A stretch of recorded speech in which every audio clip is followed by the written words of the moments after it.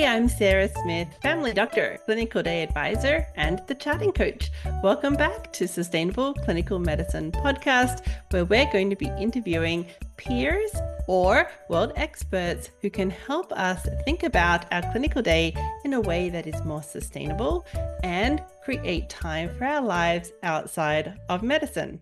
Hello and welcome back, everybody. This week we have for you Dr. Sarah Lee, who's going to walk us through her journey and what she's doing now with physicians and others. Welcome. Thank you, Sarah. I'm so excited to be here. Yeah, me too. I'm excited to have you. All right, tell us about you. So, I think I could fill a whole hour just telling you. So, in summary, I am a family and addiction medicine physician. I live and work in Victoria, BC, on the Lekwungen territory.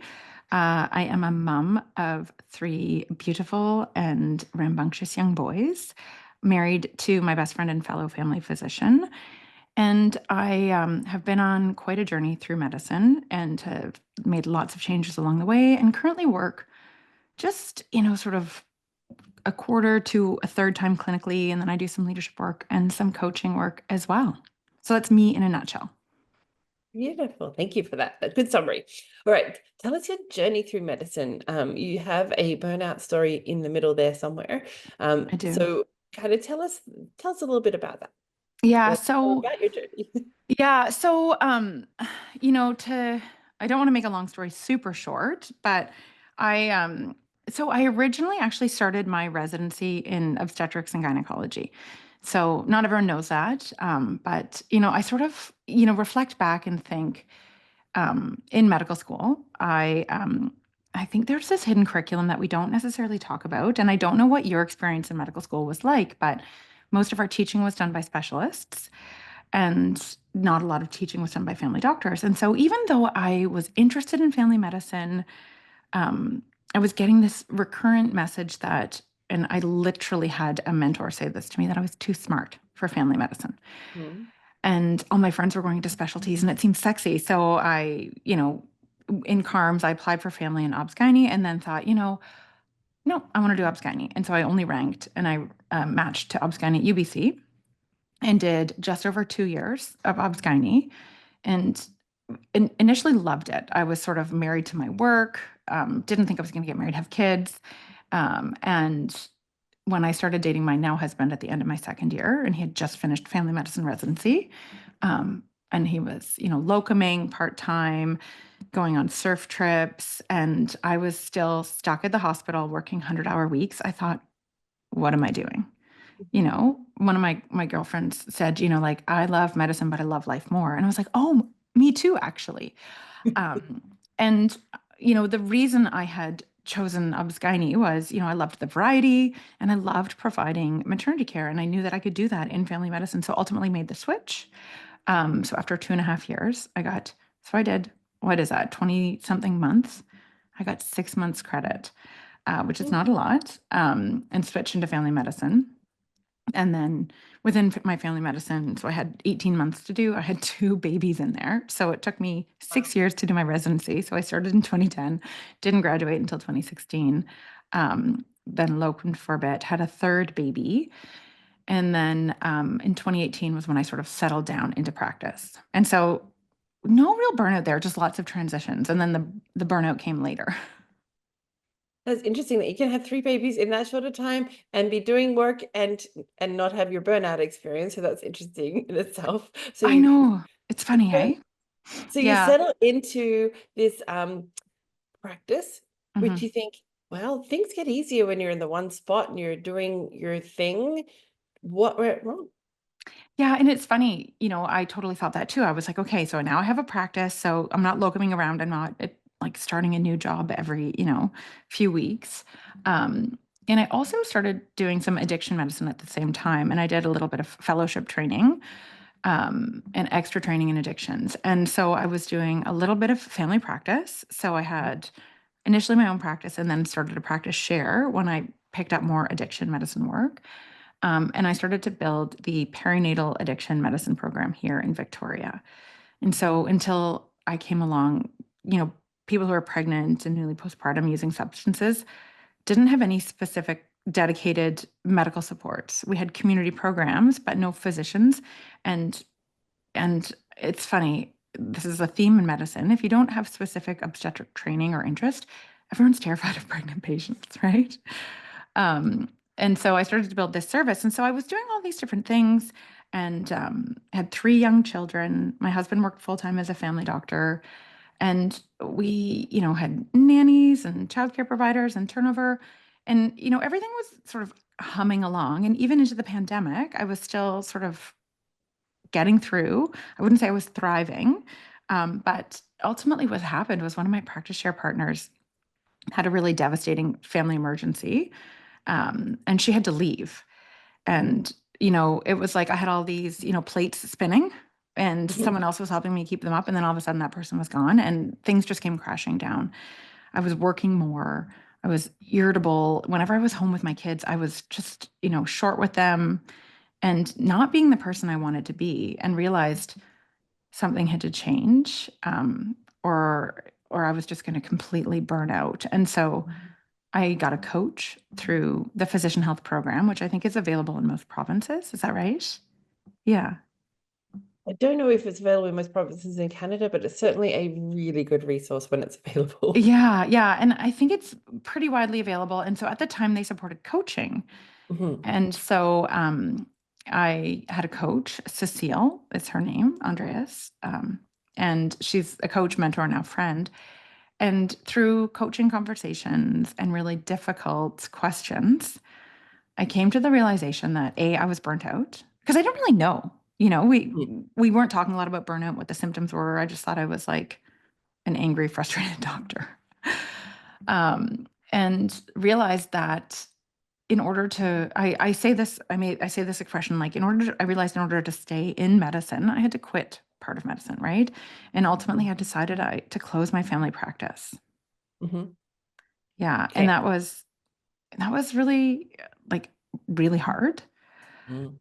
Um, because, I had, 800 patients that I Mm. was going to effectively orphan because, as you know, we are in a primary care crisis here in Canada. But, that burnout, I knew if I didn't, I wasn't going to be able to keep doing any medicine at all. Mm. Right. So it was sort of like, what do I let go of in order to be able to continue in this season of life? Mhm. Got it. All right. So you said angry, frustrated doctor. How did that translate in your workplace, with your staff, with your patients, with you, the person? What's different? What looks different when you're describing yourself as an angry, frustrated doctor? Yeah, that's a great question. And, I reflect back on how I showed up. Um, and I think for me, you know, and it's funny, Alicia and I, a friend and colleague who I do a lot of work with, had this conversation today. And I was saying, she shared that when she is feeling burnt out or overworked, um, it reflects in her patient interactions and her staff interactions. For me, I was able to mostly hold it together at work. I might get frustrated with, you know, clinical staff, if they overscheduled me or, you know, send me an email request or, a message that I thought was like irrelevant and unnecessary. So I may be a little curt in my response, but generally in interactions, I could still keep it together. I was still polite with my patients. But it really showed up for me at home. Mm-hmm. I was irritated with my husband. I would sort of find myself reacting, like having a reaction that seemed like, disproportionate to the circumstance. Um, really irritable with my kids. Um, like distracted, like when you're sitting. So my children at this time were elementary school age. Um, and, I'd be sitting there, maybe trying to do a puzzle or play a game with them. And I was somewhere else. I was thinking about work. Did I finish my labs? Did I do this or do that? Just not present with them at all. And I think for me too, it showed up as, and I think this is something that medical culture kind of teaches us to prioritize everything else over ourselves. So I wasn't taking care of myself. I wasn't necessarily getting exercise and physical activity. My sleep was disrupted. I was, eating moderately healthy. But, it was all those little pieces that were sort of falling by the wayside. And so I mostly, believe it or not, kept it together in clinic, but it was my home life where it was really apparent that I was burning out. Hmm. Okay, got it. So we've split you into multiple different areas. You've got the perinatal medicine happening with the Hmm. kids. You've got the family clinic happening, and you're sharing that with a colleague. You've got mum duties at home. Hmm. Um, what were you seeing on the balance? What was husband's doing in terms of his clinical work, surfing, kids? Is he doing something in a different way to you? Are you noticing, are you getting mentorship from anyone else? Is anyone noticing what's happening to you? Yeah, it's a great question. And we had this conversation, and I don't think it's not unique to me, but I really liked to control everything in our family and our household, right? So I was the one booking and planning the vacations, the doctor visits, the one organizing groceries and planning the meals and doing all of that, and also working really full time. And when it became apparent that, when the scales sort of tipped and I was no longer able to keep doing everything when my colleague left, we had a really open and honest conversation with my husband and, realized that I, as parents, we want to be the ones raising our children. Like we have childcare, we have an au pair, we've always had someone helping us, but we have wanted to be the ones doing like present and around and being available to go on school field trips and, pick the kids up from school sometimes, be the ones dropping them off. And so we had this, really honest conversation around what we wanted that to look like. And so ultimately we decided that and I wanted to be available and present. And he decided he'd work 4 days a week clinically. And then there's certain responsibilities that he took on. So he is always the one who organizes the dental appointments. Generally speaking, he always drops the kids off at school. And so we were sort of able to start to balance things out. And concurrently, I connected with a counselor just to support me through figuring out what my needs are. There's coaching, which is really, really Mhm. powerful. But counseling is also, I think, a really valid tool and definitely helped me through this time because, I was like, well, am I depressed? Am I burnt out? Trying to navigate that was really, really important. And then we decided to continue to move forward and have someone helping us in the home doing things like folding laundry, preparing meals, just so that if I'm not working, I could be with the children and not thinking about all those other things that we had to do in the background. And we're still not doing things perfectly. And I still think that there's more room for conversation, around that mental load that we talk about so much. But really having an honest conversation about who's going to be the primary parent, who's going to be responsible for these things. And then, remembering, and I shared this with a girlfriend who said, yes, yes, she's also a family doctor and closed her practice not that long ago in Ontario, is that, I realized that my patients eventually will get a new doctor, right? Mhm. But my children will never have another mother. Mhm. And I wanted to be able to be there for them during this like really important time in their life. Yeah. Okay. All right. So kind of noticing the what's weighing on your mind and the different tools you used in your toolbox. So conversations with the significant other at home, the coach and the counselor, and how they Hmm. all helped you figure out and navigate your priorities, your mental load, the things that you're carrying. Yeah. All right. Very helpful. And the delegation of time. So bringing someone in to help with some of those tasks that are meaningful but meaningless in regards to the Yeah. long-term time with the kids. Yeah. Yeah. And it's funny. And so I don't think I shared this with you yet. And so I found coaching so helpful. And I think you know this, that I was like, oh my gosh, why doesn't every physician have a coach? Why aren't there more coaches? And why aren't there more physicians who are coaches? Because um, I don't know a better way to say this, and maybe you can think of one, but like going through medical school is almost like getting into a cult, right? Like there is just this like way of thinking and way of being that we're indoctrinated in. And then when you Mhm. try and explain it to somebody, they can't understand. And so I thought, well, I should become a coach because it has been such an enlightening experience for me and so empowering for me to continue to practice. Like I can still practice medicine because of the Mhm. support I got instead of burning out. Mhm. And so I did actually I think, God, the pandemic years blend, don't they? Um, but I think it was 2022, 2023, where I actually went to Royal Roads University and did a graduate certificate in executive coaching.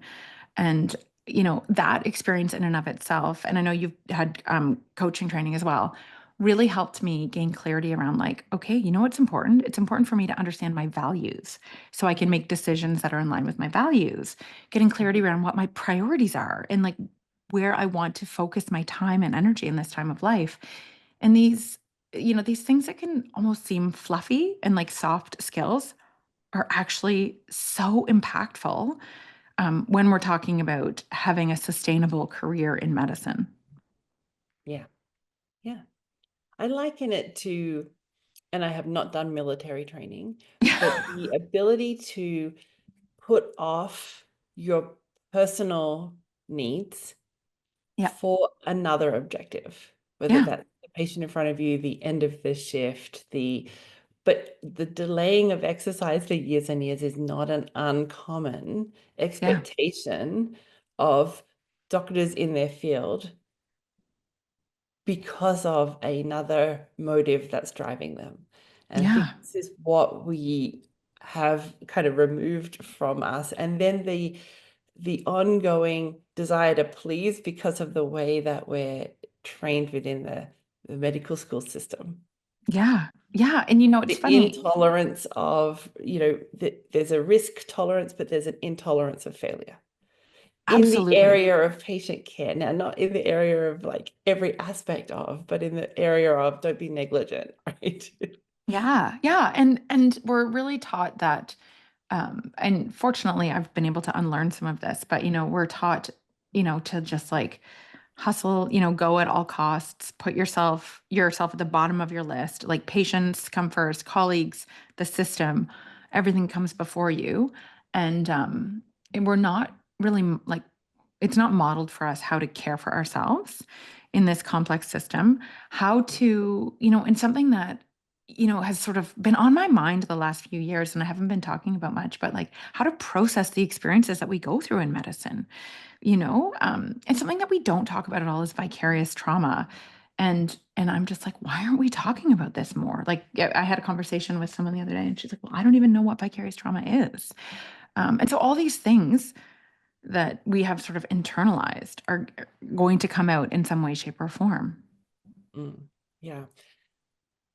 I don't know that I knew that we were going to be as affected by the things we see in medicine when I first started in medical school either. I get what you mean there, but we certainly do get to Yeah. see people on their worst days, really bad things. And Yeah. there's a lot of talk about that because there's a lot of people watching that new show on TV where you're watching things that might happen Oh, with the the pit? pit. Is that it? Yeah. Yeah. And it's starting to have that the spouses are like, is that real? Is that how it really happens? And they're bringing this empathy of, you had to go through that, what?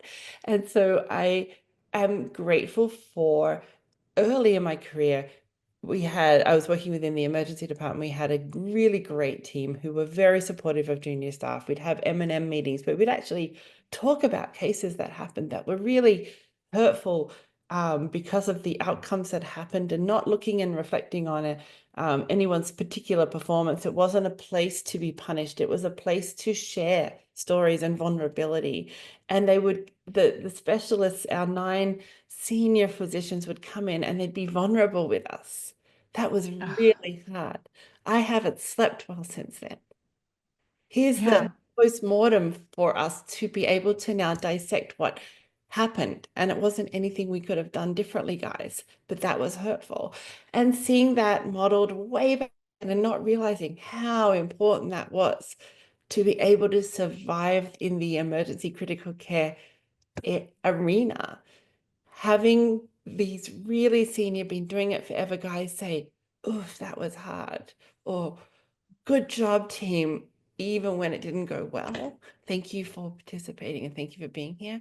Gave me a skill set that I was so grateful for to be able to share with other juniors, other colleagues as we went along. And that helps you be able to sustain this longer. Yeah. And a team that belittles you or punishes you or tells you you're doing something wrong. Like that is the opposite of what we need when we're trying to Exactly. face these really difficult days and places. Yeah. Yeah. And we need more of that, right? Do. We need Because more of that kindness towards ourselves, kindness to yes, others, so that we can become sustainable within our places. Yeah. yeah. Otherwise, we think we're the only ones, right? Mm. That are struggling and not sleeping or, ruminating. And we're not. We're all human, right? Mhm. Yeah, Yeah. yeah. And I'm just so happy to hear that you had that experience, right? And I hope Mm. more people do. And I hope that we move forward and shift the way we teach and we show up. And um, that conversation makes me think of something. I had a conversation with, I hold a leadership position in our health authority, and part of it is around medical education and leadership. And I was having a conversation with a nurse. He works in practice support and was saying, we need to have ANA rounds, not just M&M rounds. And I was like, AMA? And he's like, awesome and amazing. Because we're not taught to celebrate, the good work that we do and the good outcomes. Like we sort of like just move on to the next, right? But if we create space for celebration, and that's something that we learn about in coaching, right? Is like, how are you going to celebrate this instead of just like looking forward towards your next milestone? And I'm like, oh my gosh, wouldn't that be amazing if we had ANA rounds, right? Along, yeah, M&M's important. We learn, we debrief, and then ANA is like, also, we're doing amazing things too. Totally. I think that sounds like a really Yeah. good opportunity. And we do this within quality improvement work within our smaller teams. We may celebrate the successes we've had along the way, in addition to what we're planning on next or what we need to change up. It's really, really important for our psyche. It's really, really important for our team building. Yeah. Yeah. Yeah, it's so important. And I'm grateful to have also done some quality improvement work. And, my hope would be that more medical students and residents learn about quality improvement, learn about the importance of some of these like soft skills that are really valuable in medicine, like having difficult conversations, practicing self-compassion, and then, be supported to move towards building a sustainable practice and career because it's it's not easy, a life in medicine. Like it's a gift and it's a privilege, and I feel so grateful. And it's been really hard sometimes. Mm. Yeah, yeah. Hey, sorry to interrupt this podcast episode, but I wanted to let you know about Backlog Buddies. Backlog Buddies is back up and running, and for the month of June, we have Backlog Buddies sessions for just $10. That's right. You can come and join a Backlog Buddies session to help you get that backlog done as fast as possible.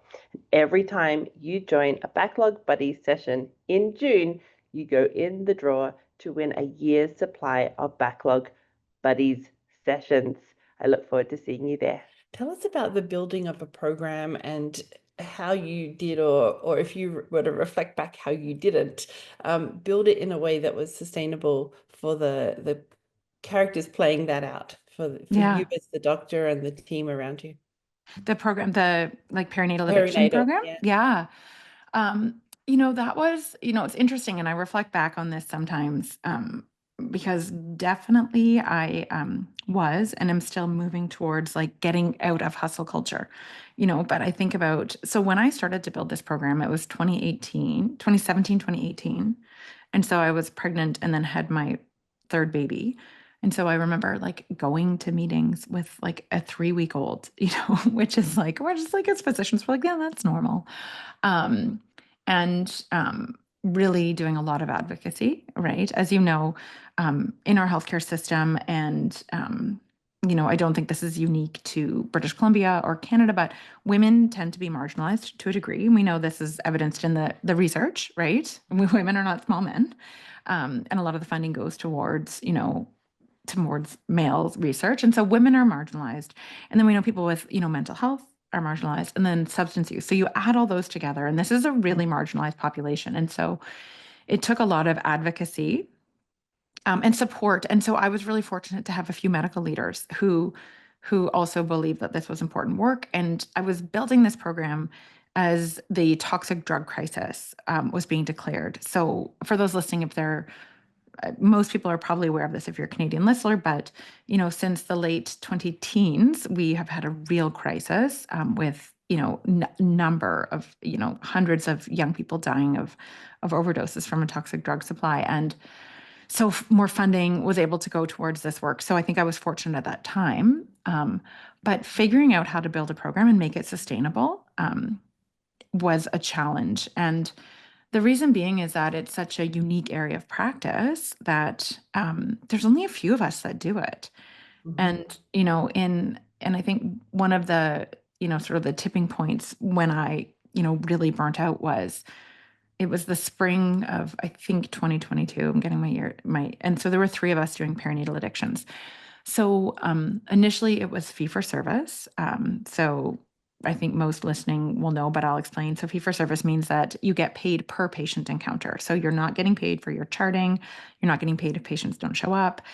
You're not getting paid when you're driving around for 2 hours looking for a patient who is experiencing homelessness and you're trying to find them and make sure that they have food and, you can check their blood pressure. And so it was challenging, right, to get people interested in doing this work. So initially there were just two of us doing it and it was not very well compensated, but we felt that this was important work. And then through the advocacy of medical leaders and, understanding and funding because of the toxic drug crisis, we were able to switch to a sessional contract. So this means that we are paid hourly for our work, which is much better when you work with this population, right? Because sometimes we are with patients for 2 hours, right? And instead of getting paid, $30 for that encounter, you're paid per hour. And so shifting to that funding model helped, and we were able to attract a few more providers. But we had this like Swiss cheese effect in this year. So we had this clinic. So we did two clinic days a week, and we would do outreach. There were hospital patients. We would round on them.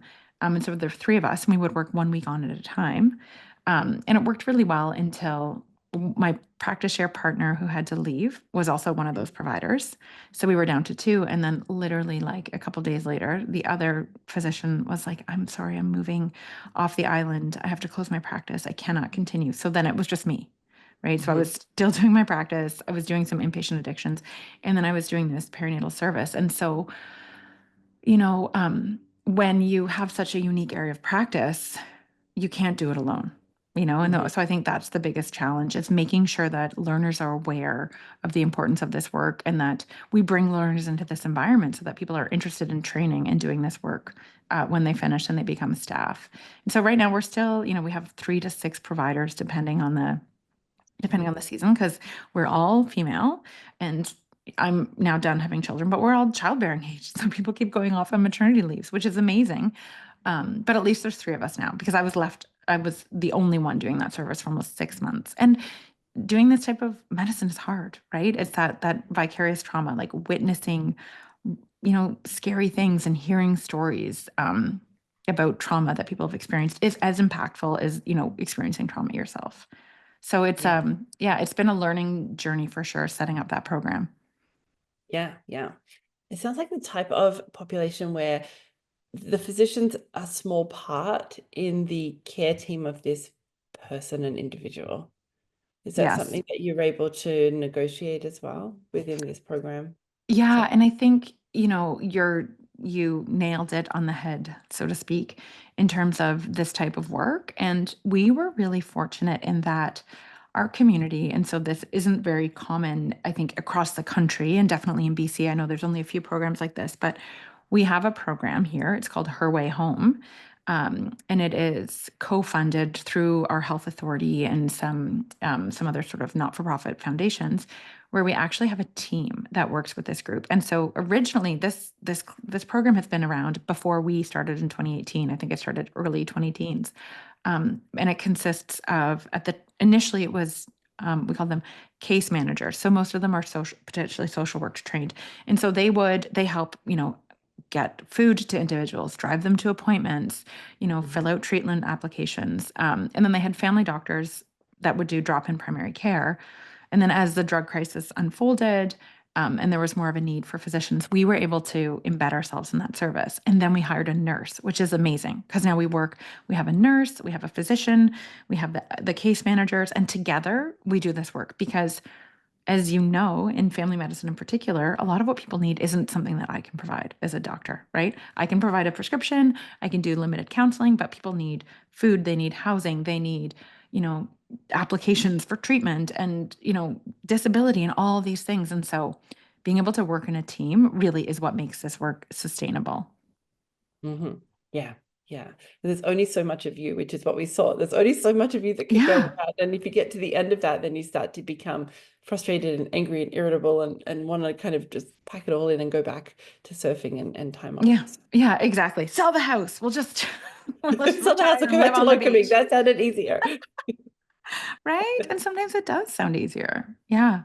Yeah. So it's been a real learning journey. And I'm still learning, right? Absolutely. Yeah. Tell us about some of the work you do with groups now when you're in your coaching space. Yeah.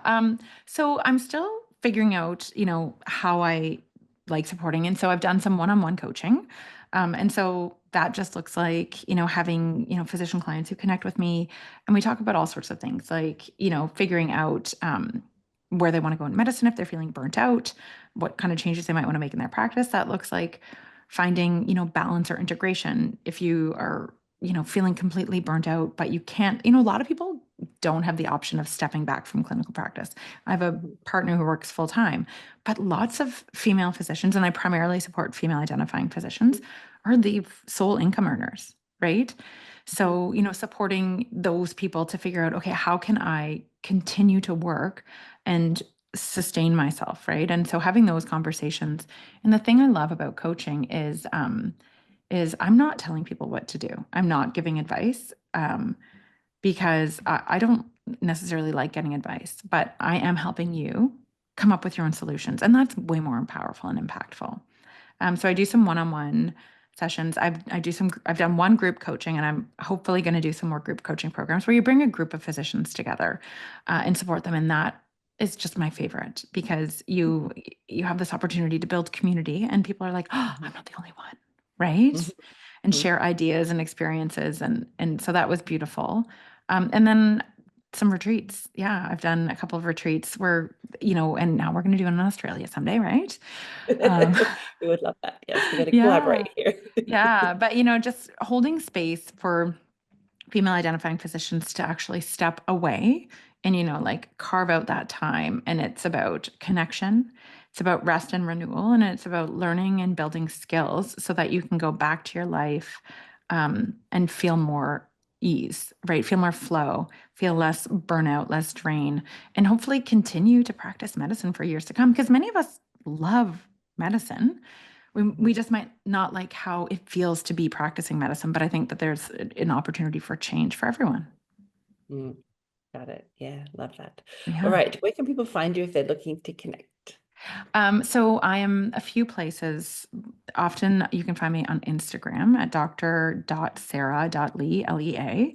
I'm not very efficient at posting, but I'm often on there in my stories, sharing ideas, and LinkedIn. So I'm on LinkedIn. And then I have a website, drsaralee.com. And then the retreats that we offer are through Revive Physicians, and that's myself and my colleague who is the quality improvement. And we bring those lenses together. So we teach people how to action out these changes that they want to make. Perfect. And you have a podcast with, Yes, I yes, do. Forgot about that. so many things. Right? So many things. I know someone was like, "How do you do it all?" And I was like, "Well, I've just learned how to manage my time, and I really try not to. I don't overschedule, right? So our podcasts come out every 2 weeks, right, instead of every week, things like that. So yes, Alicia and I have a podcast, Revive Physicians, and on there we just sort of share tips and tools and stories and resources around how to continue to practice medicine in a good way, how to build your self leadership skills, those types of things. And I actually just started my own podcast as well called The Expanded MD, where I'm just sort of sharing stories about everything I've learned along my journey through burnout and beyond. So you can find me there as well. You're right, Sarah. Thank you for reminding me. That's okay. Anything we didn't talk about that you wanted to mention here to our listeners? No, I think, you know, the most important message I want people to hear is that whatever you're experiencing, you're not alone.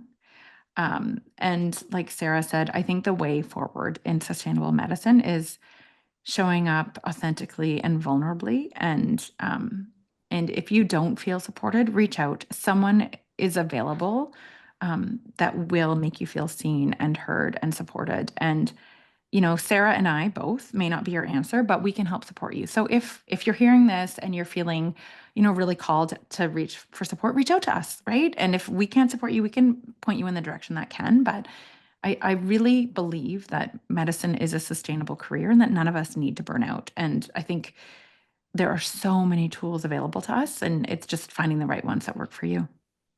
Love that. Yeah, that's right. Your toolbox can be big and wide and have lots of things in it. Yeah. Right. And so maybe someone needs, I'm pointing because we're on Zoom. Maybe someone needs like a lot of support clinically, right? To be able to chart and get out of the office by the end of the day and have a system and support there. And maybe what somebody needs is clarity around like their home life, right? Or figuring out what they need to let go of. And it's going to be different for everybody. And there's somebody that is going to be able to support you no matter what it is that you need. Yeah, perfectly said. Thank you so much. Have a great week, everybody. Thank you. Okay. Hey, if you found this podcast episode helpful, I would encourage you to like and subscribe. Every time you do, you help a colleague or friend find our podcast, and it can help them too. Don't forget to share it along with your friends. If you're looking for extra help, don't forget we have charting champions for physicians and smarter charting for nurse practitioners and other clinicians to help you get home with your work done. We are helping you create sustainable clinical medicine. Thanks for listening.